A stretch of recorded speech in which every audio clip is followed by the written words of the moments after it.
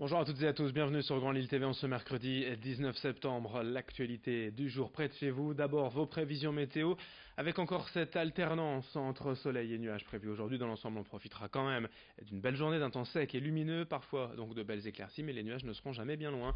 Il y aura encore du vent, parfois fort en rafale jusqu'à 50-60 km par heure. Quant aux températures, elles restent supérieures au normal de saison avec 24 degrés de prévu à Lille cet après-midi. On en reparle bien sûr juste après ce journal. On ouvre cette édition d'abord avec un conflit social chez Happy Chic. Le groupe des marques Jules, Brice et Bisbee. Hier au siège à Roubaix avait lieu un comité d'entreprise extraordinaire entre la direction et les syndicats afin de faire le point avant l'entame des négociations du PSE, le plan de sauvegarde de l'emploi. Pour rappel, Happy Chic prévoit d'ici les prochains mois de fermer 88 magasins en France et de licencier 466 employés. L'enjeu des discussions concernera donc les indemnités prévues, voire les possibilités de reclassement. C'est un vrai bras de fer qui s'annonce dès le 26 septembre et jusqu'à la fin de l'année entre syndicats et direction avant les premiers licenciements prévus en janvier prochain.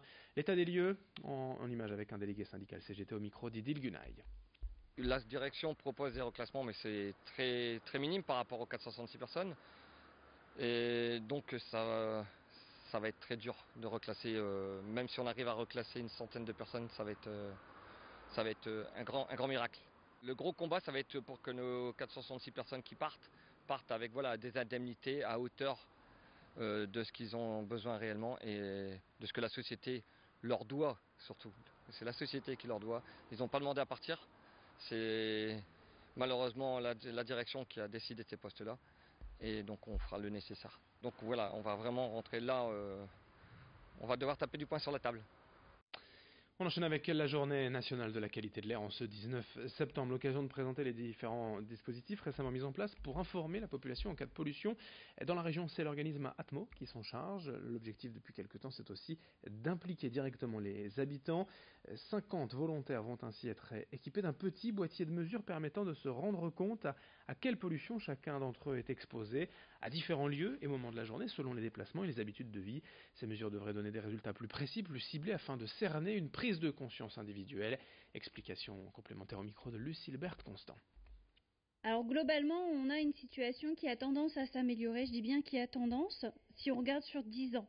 Par contre, sur les 3 dernières années, on est plutôt sur des niveaux de polluants qui sont relativement stables.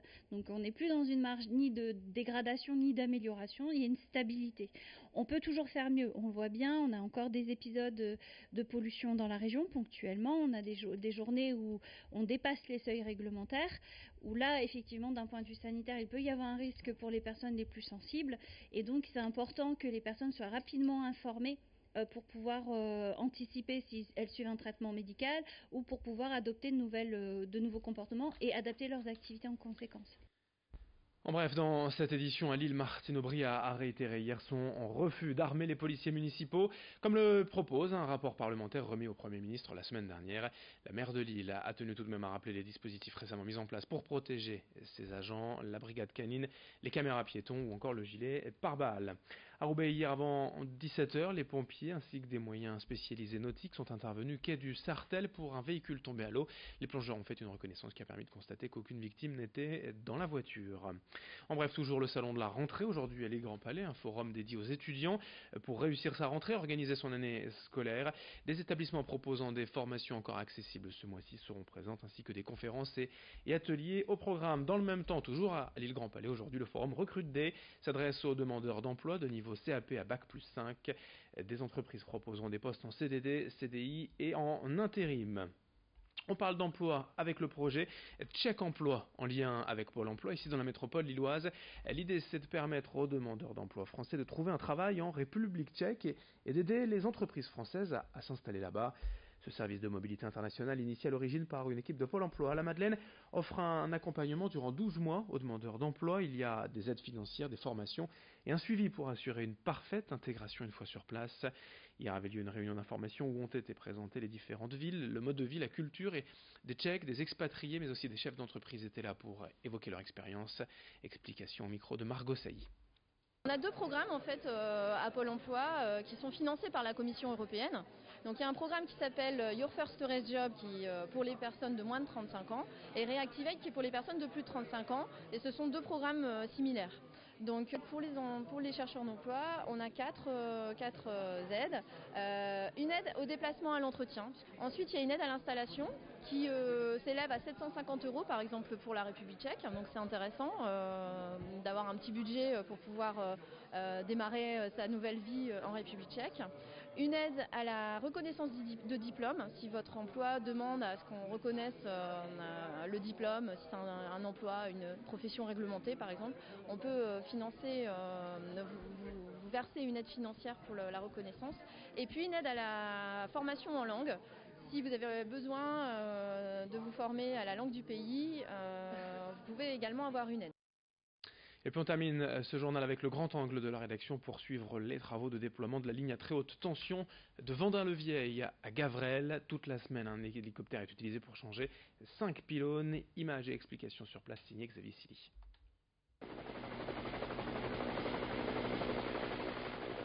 L'hélicoptère au secours des pylônes électriques vieillissants. Pour entretenir ces géants de fer victimes de corrosion, de rouille et de perforation, l'entreprise Réseau de transport d'électricité peut dégainer des moyens hollywoodiens. Pour nous, utiliser l'hélicoptère, c'est plus rapide que la grue. L'hélicoptère va nous permettre en fait d'aller charger un tronçon, un morceau donc du pylône et venir l'assembler donc directement sur la place qui est prévue. Donc effectivement, au lieu de passer quasiment une journée avec une grue, on va passer 10 minutes avec l'hélicoptère. Donc un gain de temps notable, notamment pour l'alimentation électrique de la zone. L'entreprise a investi 4,5 millions d'euros pour rajeunir une vieille ligne du Pas-de-Calais, construite juste après la Seconde Guerre mondiale. Un réseau de 225 000 volts qui transite entre Vendin-le-Vieil, au nord de Lens, à Gavrelle, à côté d'Arras. Il se trouve que sur cette ligne-là, on a donc 55 pylônes, et sur ces 55 pylônes, on a considéré qu'il y en avait 30 qui nécessitaient d'être remplacés complètement. Voilà, donc 30 pylônes remplacés complètement, et le reste, où ce sont des barres qui sont remplacées pièce à pièce.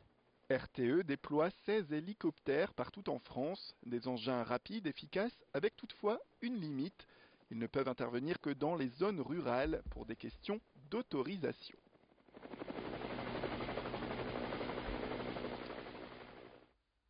Fin de ce journal, merci de votre fidélité, très belle journée à toutes et à tous en notre compagnie sur Grand Lille TV.